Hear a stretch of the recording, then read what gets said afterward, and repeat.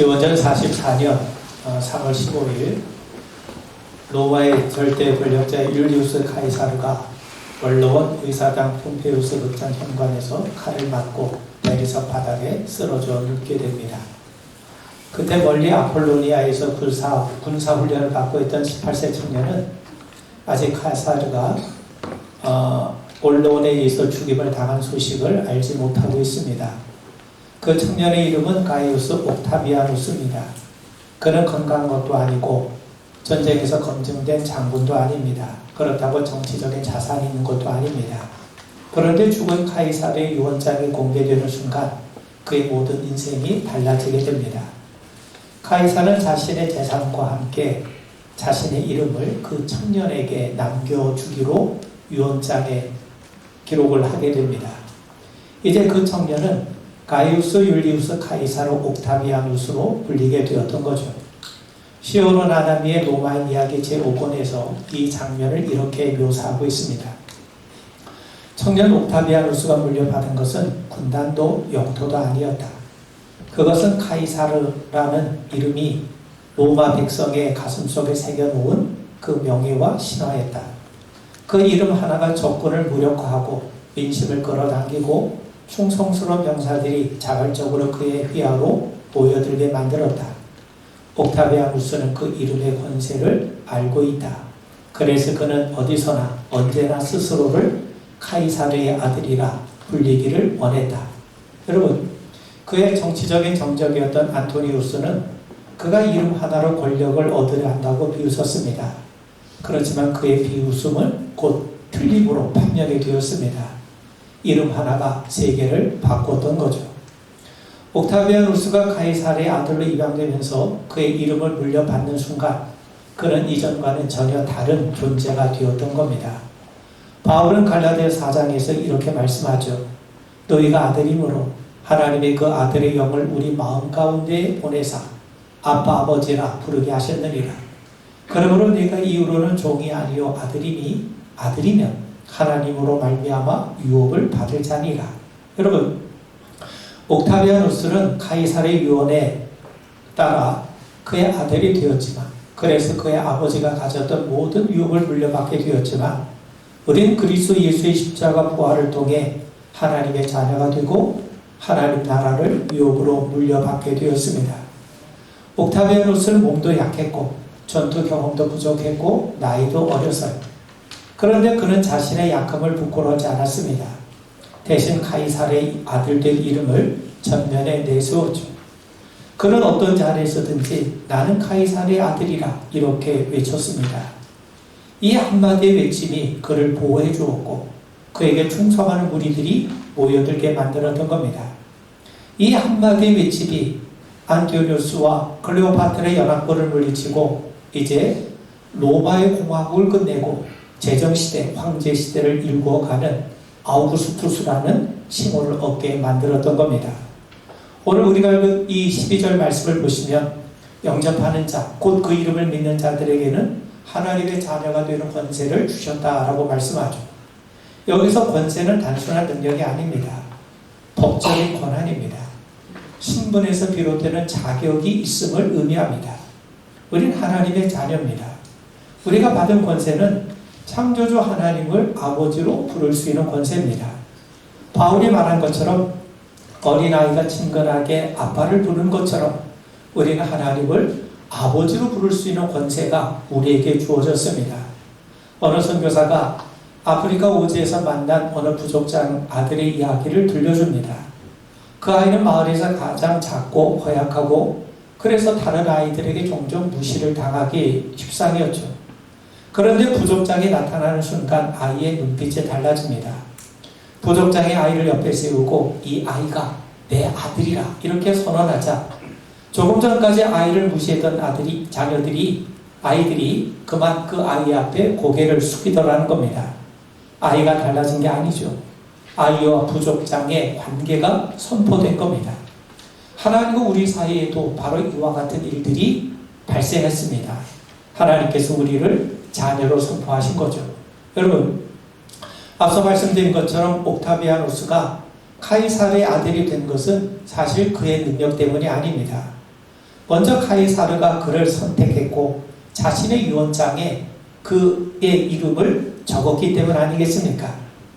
옥타비아누스가 전혀 그 사실을 눈치채지 못했던 순간에 이미 결정은 내려져 있었던 겁니다. 하나님도 마찬가지죠. 우리가 연약할 때, 우리가 죄인이었을 때, 우리가 하나님에 대해서 원수였을 때 하나님은 이미 아들을 우리에게 보내주지 않으셨습니까?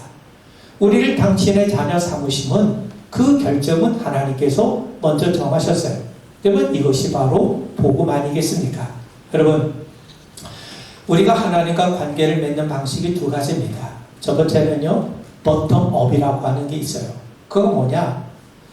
우리 스스로 충분히 선해지고 우리가 충분히 하나님 앞에 헌신하고 우리가 충분히 노력하면 언젠가 하나님 앞으로 나아갈 수 있다고 믿는 거예요. 인간은 본능적으로 이런 방식을 시도해 왔습니다. 여러분, 바벨탑 잘 아시죠? 인간이 벽돌을 쌓아서 하늘에 닿으려고 했습니다. 그런데 하나님께서 그 탑을 허무셨어요. 인간이 어떻게 하늘에 이르는 탑을 쌓을 수 있겠습니까? 그리고 하나님께서 그 바벨탑을 무너뜨리셨다는 것은 인간이 스스로 자기의 능력으로, 자기의 공로로 하나님 앞에 나오는 시도가 하나님 앞에 부질없는 것이라는 것을 우리에게 분명하게 보여주신 거예요. 어떤 신학생이 졸업을 앞두고 지도 교수에게 물어요. 교수님, 저는 아직 구원받을 자격이 있는지 확신이 서질 않습니다. 제가 더 기도해야 되겠습니까? 아니면 더 많이 봉사해야 될까요? 그래서 교수가 그에게 대답하기를, 자네가 자격을 갖추는 날은 영원히 오지 않을 걸세. 왜냐하면 구원은 자격의 문제가 아니라 선물의 문제이기 때문이라는 거예요. 자, 여러분, 바울이 에베소서 2장 8절에 뭐라고 말씀하니까, 너희는 그 은혜에 의하여 믿음으로 말미암아 구원을 받았으니 이것은 너희에게서 난 것이 아니요 하나님의 선물이라 말씀해요. 구원은 하나님의 선물이라는 거예요. 구원은 믿음으로 말미암아 구원을 받는데 그 믿음조차도 그 은혜에 의하여 믿음으로 말미암아 구원을 받았다고 말씀하죠. 자, 무슨 말입니까?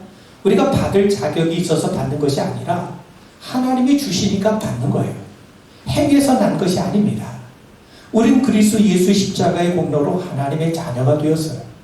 그리고 예수님의 부활로 우리의 자녀됨이 확정이 되었습니다. 그리고 성령께서 우리가 하나님의 자녀됨의 증인이 되십니다. 그리고 하나님의 자녀됨은 영원히 취소되지 않아요. 그렇다면 우리가 어떻게 하나님의 자녀가 되었습니까? 우리가 하늘로 올라간 것입니까? 그렇지 않아요. 하나님이 우리에게 내려오신 겁니다.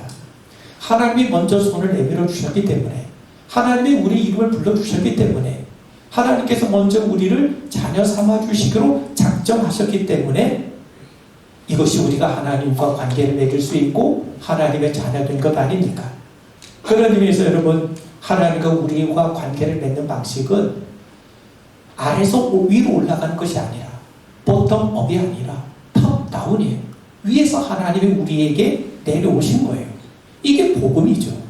그래서 복음은 인간의 행위가 아니라 예수의 사건을 말씀하는 겁니다. 복음은 우리가 받는 것이지 우리가 쟁취하는 게 아니에요. 자, 여러분, 우리가 읽은 이 12절 말씀에 보시면 여러분, 요한이 두 개의 동사를 사용하고 있어요. 영접하는 것과 믿는 것.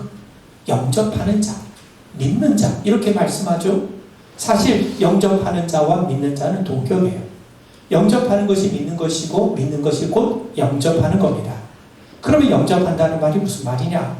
영접은요, 단순히 정보를 받아들이고 인정하는 지적인 동의가 아니에요. 그저 머리를 끄덕끄덕거리는 것이 영접이 아닙니다. 손을 내밀어서 꽉 붙잡는 행위를 나타냅니다. 그런 의미에서 영접은요, 능동적이고 의지적인 행위입니다. 어쩌다 손에 들려지는 경우가 아니라 내가 그걸 받아야 되겠다고 하는, 내가 그걸 붙잡아야 되겠다고 하는 적극적인 행위의 경우에 쓰입니다. 여러분, 예수님이 제자를 부르셨을 때 그들은 단지 고개만 끄덕이지 않았어요. 그들은 배와 그물을 버려두고 예수님을 따르지 않았습니까?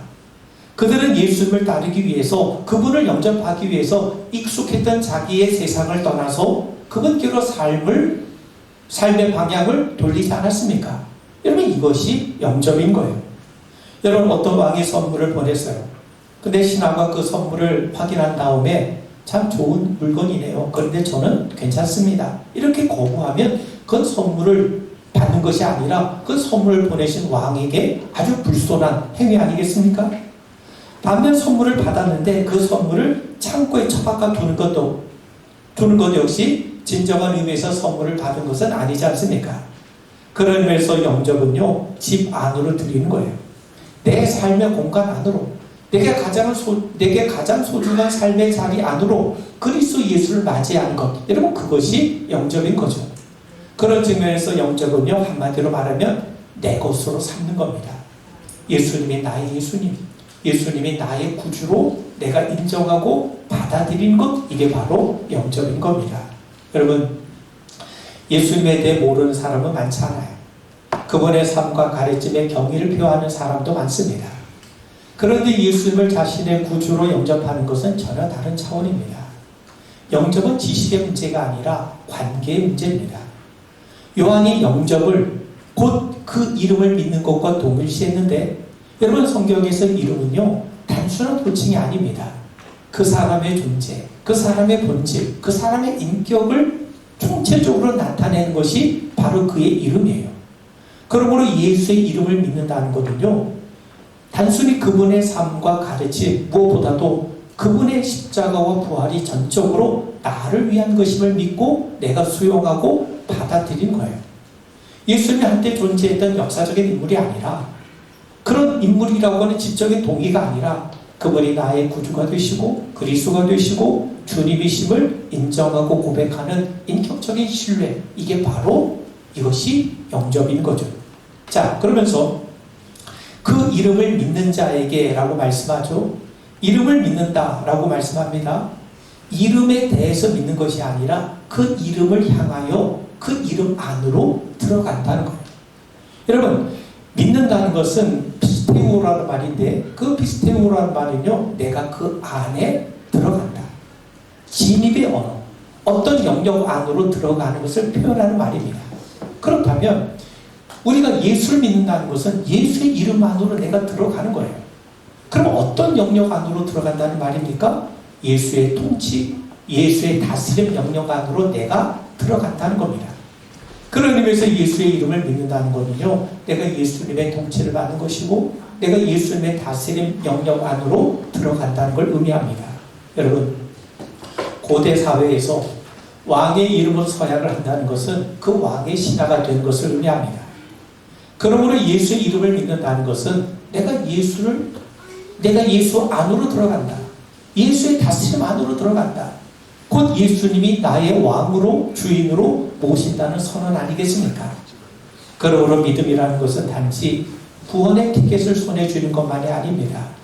믿음은 통치자를 바꾸는 거예요. 이전에 나를 다스리던 세상에서 벗어나서 예수의 통치와 그분의 다스림 안으로 들어가는 겁니다. 그런데 여러분, 여기에 놀라운 역설이 있어요. 우리가 세상의 지배를 받으면 받을수록 우리의 자유는 줄어듭니다. 우리가 세상의 것을 따르면 따라갈수록 우리는 세상의 지배를 받게 되어 있어요. 반면 예수님의 다스림을 받으면 받을수록 우리는 자유로워집니다. 왜 그러냐면 예수님의 통치의 근간은 구원이시기 때문이에요. 예수는 우리를 억압하신 분이 아니라 우리를 억압하는 모든 억압에서부터 우리를 해방시키신 분이시기 때문에 그렇습니다. 죄와 사망에서 건져내시고 불안과 두려움으로부터 건져내셔서 사랑과 은혜의 통치하에 두신 분이 예수님이시기 때문에 그래요. 그래서 그러므로 우리가 예수의 이름을 부른다는 것은 나는 예수의 다스림 가운데 있다. 나는 하나님의 다스림을 받는 하나님의 자녀라는 고백인 겁니다. 하나님의 자녀이기 때문에, 그분의 백성이기 때문에 우리가 그분의 돌봄 안으로, 그분의 다스림 안으로 들어가는 것 아닙니까? 자, 여러분, 우리가 예수님을 영접하고 믿을 때 하나님의 자녀가 되는 권세가 주어져요. 그래서 요한복음은 1장 12절에서 인간의 영접과 믿음에 대해서 말씀하죠. 그런데 13절에 보면 이 요한이 하나님의 주권에 대해서 우리에게 말씀하는데 13절을 보시면 이는 혈통으로나 육정으로나 사람의 뜻으로 나지 아니하고 오직 하나님께로부터 난 자들이니라. 여러분 12절과 13절의 관계를 우리가 잘 알아야 됩니다. 12절을 우리가 표면적으로 겉으로 읽어보면 영접하는 자에게, 믿는 자에게 하나님의 자녀가 되는 권세가 주어진 것처럼 보여요. 마치 시험에 합격한 자에게 입학의 자격이 주어진다는 말과 같습니다. 이때 내가 합격은 조건이고 입학은 결과 아니겠습니까? 우리가 이렇게 겉으로만 보면 영접과 믿음은 하나님의 자녀되는 조건인 것처럼 보여져요. 내가 믿지 않으면, 내가 영접하지 않으면 하나님의 자녀가 될 수 없고, 내가 믿고 영접해야 하나님의 자녀가 되는 것. 그래서 내가 믿음과 영접은 조건이고 하나님의 자녀됨은 결과인 것처럼 보여지게 됩니다. 여러분, 우리에게 분명 믿음을 선택할 자유가 있고 그 자유로운 선택에 응답해 하나님이 구원을 주신 것은 맞아요. 어떻게 보면 믿음은 구원의 조건인 것임에 틀림이 없습니다. 그래서 성경도 끊임없이 우리에게 회개하라, 믿으라 라고 우리 인간의 응답을 요청하고 있지 않습니까? 그런데 우리가 성경을 좀 더 깊이 읽어보면 영접과 믿음이 하나님의 자녀됨의 조건이 아니라는 걸 알게 돼요. 13절 우리가 읽어보시면 이는 혈통으로나 육정으로나 사람의 뜻으로 나지 아니하고, 우리가 하나님 앞에 믿음을 갖고 주님을 영접하는 것이 혈통으로 되는 것도 아니고 육정으로 되는 것도 아니고 사람의 뜻으로 되는 것이 아니라고 말씀하죠. 여기서 요한은 세 가지를 부정하는데 혈통을 부정합니다. 혈통이란 게 뭡니까? 생물학적인 출생이죠. 내가 믿는 가정에서 태어난다고 해서 저절로 하나님의 자녀가 되는 것이 아니라는 거예요.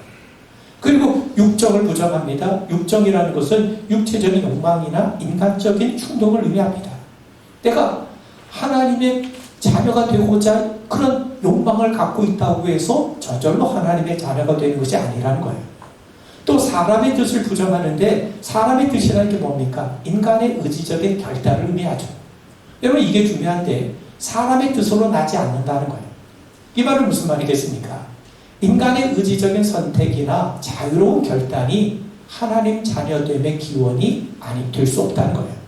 무슨 말이냐면 우리가 하나님의 자녀 되기를 아무리 소원하고 우리가 하나님 자녀 되기를 아무리 갈망한다 할지라도, 그래서 진실한 결단을 한다 할지라도 그것 자체로 하나님의 자녀가 되는 것이 아니라는 거예요. 그렇다면 하나님의 자녀됨의 기원이 어디 있는가? 여기 봅니다. 13절 보면 사람의 뜻으로 나지 아니하고 오직 하나님께로부터 난 자들이라 말씀해요. 오직 하나님께로부터. 에크테우스. 여기서 오직이란 말은요, 기원을 나타내는 전치사입니다. 무슨 말이냐? 하나님의 자녀됨의 출발점, 하나님의 자녀됨의 근원, 하나님의 자녀됨의 원인이 어디냐? 인간이 아니라 하나님께 있다는 거예요. 여기서 우리는 단순한 이분법, 조건이냐 결과냐 하는 것을 뛰어넘어서 성경이 제시하는 좀 더 정교한 구조를 살펴봐야 됩니다. 여러분, 구원을 말함에 있어서 여러분 논리적인 순서와 시간적인 순서가 좀 달라요. 시간적으로 우리가 살펴보면 우리는 언제 구원을 받습니까? 우리가 그리스도 예수를 믿고 영접하는 순간 우리는 구원을 받고 하나님의 자녀됨의 권세를 얻게 됩니다. 자, 그런데 우리가 논리적으로 따져보면 하나님의 은혜와 선택이 언제나 우리 인간의 믿음보다 앞서 있다는 사실이에요. 여러분, 하나님이 먼저 우리 안에 새 생명을 허락해 주셨기 때문에, 죽은 영혼을 살려주시고 잠자는 영혼을 깨워주셨기 때문에, 그 은혜가 있었기 때문에 우리가 믿음으로 하나님 앞에 반응하게 되는 것 아니겠습니까? 여러분, 씨앗이 땅에 떨어지면 우리 눈에 먼저 뭐가 보입니까? 싹이 먼저 보이죠. 그런데 그 싹이 트기 전에 이미 뭐가 있었습니까? 뿌리가 있었다는 거예요. 먼저 뿌리를 내리지 않고 어떻게 싹이 날 수 있겠습니까? 여러분, 우리가 먼저 보는 것은 싹이지만 그 이전에 뭐가 있어요? 보이지 않는 뿌리가 먼저 있었다는 겁니다. 마찬가지예요. 우리가 믿음을 갖지만, 그렇지만 그 믿음을 가능케 하는 하나님의 은혜가 있었고 하나님의 역사가 있었고 성령님의 역사가 있었다는 것을 우리가 분명하게 믿으셔야 됩니다. 그래서 바울은 에베소서 2장 8절에서 너희는 그 은혜에 의하여 믿음으로 말미암아 구원을 받았으니 이것은 너에게서 난 것이 아니요 하나님의 선물이라. 행에서 난 것이 아니니 이는 누구든지 자랑하지 못하게 함이라. 여러분, 믿음으로 말미암아 구원을 받았는데 믿음으로 말미암아 얻은 그 구원을 받는 그 믿음이 어떻게 되었는가? 은혜에 의하여 이루어졌다는 거죠. 그런 의미에서 여러분, 우리가 자랑하지 못하는 것은 믿음으로 말미암는 구원이 하나님의 선물이기 때문에 우리가 자랑할 수 없는 거예요. 믿음 자체가 하나님의 선물이라고 말씀하지 않습니까?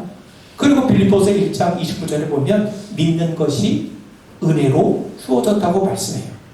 그러니까 여러분, 믿음이라고 하는 것은요, 내가 하나님 앞에 반응하기 이전에, 내가 그리스도를 믿고 영접하기 이전에 하나님께서 먼저 그 믿음을 우리에게 주셨다는 사실을 먼저 우리가 믿으셔야 됩니다. 그래서 요한복음 6장 44절에 보면 예수님께서 뭐라고 말씀하시냐면, 나를 보내신 아버지께서 이끌지 아니하시면 아무도 내게 올 수 없으니, 아버지께서 내게 이끌어 주셔야 사람들이 예수님께로 올 수 있다는 거죠. 65절에 보면 내 아버지께서 오게 하여 주지 아니하시면 누구든지 내게 올 수 없다 하였노라. 타락한 인간은요, 하나님이 먼저 이끌어 주지 않으시면 스스로 예수님께로 나올 능력 자체가 없다는 거예요. 하나님께서 우리에게 역사해 주지 않으시면, 성령의 역사가 없으면 어느 인간도 스스로 자원하는 마음으로 예수를 믿고 영접할 수 없다는 것 아니겠습니까? 왜 그렇습니까? 고린도전서 2장 14절에 보면 바울은 말씀하기를 육에 속한 사람은 성령의 일을 알 수 없고 또 성령의 일을 어리석은 일로 여기고 있다고 말씀하죠. 죽은 자가 일어나 걸어올 수 없는 것처럼 영적으로 죽은 인간이 스스로 일어나 하나님 앞에 나온다는 것은 불가능합니다. 여러분, 죽은 나사로가 무덤에서 스스로 걸어 나온 것이 아니죠. 예수님께서 부르셨기 때문에 그가 무덤에서 걸어 나올 수 있었던 것 아닙니까? 이처럼 우리의 믿음도 마찬가지예요. 내가 믿음이 있어서, 내가 결심해서, 내가 예수를 믿고 영접해서 하나님의 자녀가 된 것 같지만 사실은 그 믿음조차도 하나님께서 허락하시고 하나님께서 불러주셨기 때문에 우리가 하나님 앞에 믿음을 갖고 반응할 수 있는 겁니다. 그렇다면 영접과 믿음은 무엇입니까? 영접과 믿음은요, 하나님의 자녀됨의 조건이 아니에요. 그렇다고 결과도 아닙니다. 그건 하나님의 은혜에 대한 자연스러운 반응이에요.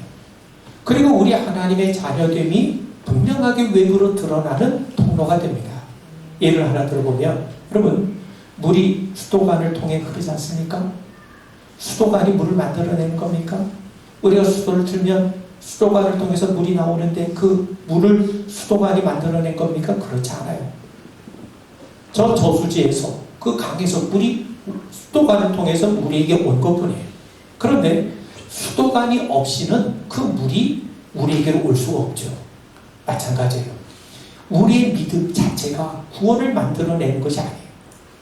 그러나 하나님의 구원이 바로 그 믿음을 통로 삼아 우리에게 임하게 되는 거예요. 믿음의 구원을 이루는 게 아니라 믿음이란 도구를 통해서, 믿음을 통로 삼아 하나님의 구원이 우리에게 전달되는 겁니다. 여러분, 사과나무에 사과가 열리죠. 사과가 그 나무를 사과나무로 만든 것이 아니라 그 나무가 사과나무이기 때문에 사과가 열린 것 아니겠습니까? 근데 우리는 사과를 보고 그 나무가 사과나무임을 알게 돼요. 마찬가지예요. 믿음은 우리가 하나님의 자녀임을 증명하는 열매입니다. 그래서 믿음이 있는 곳에 자녀됨이 있고 자녀됨이 있는 곳에 믿음이 있는 거예요. 그러므로 우리가 예수를 믿고 영접한 것은 우리가 하나님의 자녀됨의 조건이 아니라 우리가 하나님의 자녀됨을 증거하는 겁니다. 여러분, 탕자에 비유하시죠. 아버지가 탕자를 발견하고 달려가 끌어안아요. 아들도 아버지를 붙잡습니다. 그 포옹에서, 그 안아줌에서 먼저 팔을 벌리신 분은 아버지예요. 그런데 아들도 팔을 벌려서 포옹을 하죠. 아들이 팔을 벌렸기 때문에 포옹이 만들어진 겁니까? 그렇지 않죠. 아버지가 먼저 팔을 벌려서 포옹이 이루어졌어요. 그런데 아들이 두 팔을 벌리지 않으면 포옹은 불완전하게 됩니다. 그러므로 우리가 영접하고 믿는 것은 우리를 찾아오시고 우리를 부르시고 두 팔을 벌리신 하나님 아버지께 우리도 팔을 벌리는 겁니다. 여러분, 이 말씀은 우리에게 확신을 줘요. 하나님의 자녀됨이 내 믿음의 수준에 따라 결정된다면 우리는 항상 불안하죠. 내 믿음은 항상 출렁거리기 때문이죠. 그런데 하나님의 자녀됨의 기원이 하나님께 있다면 우리는 안심해도 좋아요. 왜? 하나님은 신실하시고 나는 흔들려도 하나님은 흔들리지 않으시기 때문에 그렇습니다. 자, 그리고 14절 보면 우리가 그의 영광을 보니 아버지의 독생자의 영광이요 은혜와 진리가 충만하더라. 하나님은 본질적으로 우리가 볼 수 있는 분이 아니십니다. 그래서 구약시대 하나님은 간접적으로 자신을 드러내 주셨는데 구름기둥 불기둥으로 또 성막으로 율법으로 선지자의 입을 통해 자신을 간접적으로 보여주셨어요. 아이는 아버지가 자신을 사랑한다고 해도 이해할 수 없죠. 그래서 아버지가 아이를 안아줌으로 사랑을 전합니다. 그래서 하나님께서 말씀이 육신이 되게 하신 겁니다. 하나님의 친히 성육신 하심으로 우리 가운데 거하심으로 우리가 하나님을 보고 체험하고 알 수 있게 해주신 겁니다. 여러분, 빌립이 예수님께 아버지를 보여주소서라고 했을 때 예수님은 나를 본 자는 아버지를 보았다고 말씀해요. 예수님은 배고픈 자를 먹으신 것을 통해 하나님의 어떤 분이신지를 우리에게 보여주셨어요. 병든 자에게 손을 내미심을 통해 하나님의 손이 어디를 향하고 있는가 하는 것을 보여주셨습니다. 나사로의 무덤 앞에서 눈물을 흘리심을 통해 하나님의 마음이 어떠신지를 우리에게 보여주셨어요. 십자가를 통해 하나님의 사랑의 크기를 우리에게 보여주셨습니다. 이처럼 말씀이 육신을 되심으로 예수님께서 친히 몸으로 이 땅에 오심으로 보이지 않던 하나님이 보여지게 된 겁니다. 자, 그런데 사람들은 예수님께서 하나님의 영광을 드러내셨음에도 불구하고 보지 못하고 있어요. 왜 그렇습니까? 거듭나지 않았기 때문에 그렇습니다. 예수님이 친히 말씀하신 것처럼 사람이 거듭나지 않으면 하나님 나라를 볼 수 없기 때문이죠. 앞서 바울이 말씀한 것처럼 육에 속한 사람은요 하나님의 일을 어리석게 여기기 때문에 하나님의 일을 받아들이지 않습니다. 그래서 예수님이 오신 거예요. 오셔서 독생자의 영광 곧 은혜와 진리를 우리에게 드러내신 겁니다. 여러분, 은혜란 단순한 친절이 아닙니다. 하나님의 성품, 그분의 약속에 근거한 사랑이에요. 조건 없이 베푸는 자비예요. 받을 자격이 없는 자에게 부어주시는 하나님의 사랑이 곧 은혜입니다. 여러분, 율법에 따르면 현장에서 가늠하다 잡힌 여인은 돌로 쳐야만 당하지 않습니까? 그런데 예수님은 그녀를 정죄하지 않으셨어요. 어느 누구도 세리장 삭개오와 마주하길 꺼려했지만 그럼에도 예수님은 오늘 내가 너희 집에 유하겠다 하시면서 그 집에 유하지 않으셨습니까? 십자가 외의 강도는 저주받아 마땅하지만 그럼에도 예수는 그에게 오늘 네가 나와 함께 낙원에 있으리라 말씀해요. 이게 은혜입니다. 받을 자격 없는 사람에게 아낌없이 베푸는 사랑, 이게 바로 은혜인 거죠. 반면에 진리란 숨겨질 수 없는 참된 실체입니다. 진리신 예수님은 두 가지를 하셨는데 우리의 실체가 숨겨지지 않고 드러나게 하셨어요. 예수님은 사마리아 여인에게 내가 남편이 5이 있었고 지금 있는 자도 내 남편이 아니라 하시죠. 그녀가 감추고 싶어 했던 것을 밖으로 폭로해 하신 겁니다. 그래서 진리는 때로 불편해요. 우리의 민낯을 드러내기 때문이죠. 그런데 진리는 드러내고 폭로하는 것을 끝나지 않습니다. 드러낸 것을 고치고 치료하고 회복하고 온전하게 합니다. 예수님은 사마리아 여인을 위로하셨죠. 그리고 더 깊은 대화를 이어가시고 마침내 그녀에게 참 자유를 주지 않으셨습니까? 또 진리는 우리를 정죄하는 게 아니라 오히려 자유케 해요. 우리의 죄를 폭로하는 데서 그치지 않고 치유하고 용서하고 회복케 함으로써 자유를 허락해 줍니다. 여러분, 은혜만 있으면 어떻게 됩니까? 죄를 죄로 여기지 않는 싸구려 친절이 돼요. 모든 것이 괜찮다고 말하는 것은 거짓된 위로 아니겠습니까? 그런데 반면 진리만 있으면 어떻게 됩니까? 아주 냉정한 심판이 되죠. 틀린 것을 지적하기만 하는 아주 가혹함이 됩니다. 그래서 은혜와 진리는 함께 해야 됩니다. 예수님 안에서만 은혜와 진리가 함께 충만해요. 여러분, 이것이 독생자의 영광이요 그리스도 예수를 통해 드러난 하나님의 영광입니다. 여러분, 우린 예수님을 바라봅니다. 그런데 하나님의 자녀된 자는 예수님 안에 드러난 독생자의 영광, 곧 하나님의 영광을 봐요. 그 영광이 뭐냐? 바로 은혜와 진리입니다. 그리고 은혜와 진리가 가장 명확하게 드러난 자리가 바로 십자가임을 깨닫게 되는 거죠. 진리는 우리가 지은 죄에 대한 값을 요구해요. 받는 은혜는 그 값을 예수님께서 대신 치르신 것을 보게 만듭니다. 여러분, 우리가 예배하는 가운데 우리가 하나님의 자녀됨을 확인하게 되길 바라고, 그 가운데에서 그리스도 예수의 영광, 은혜와 진리의 충만함을 보게 되는 귀한 은혜의 자리가 되기를 주의 이름으로 축원을 드립니다. 기도하겠습니다.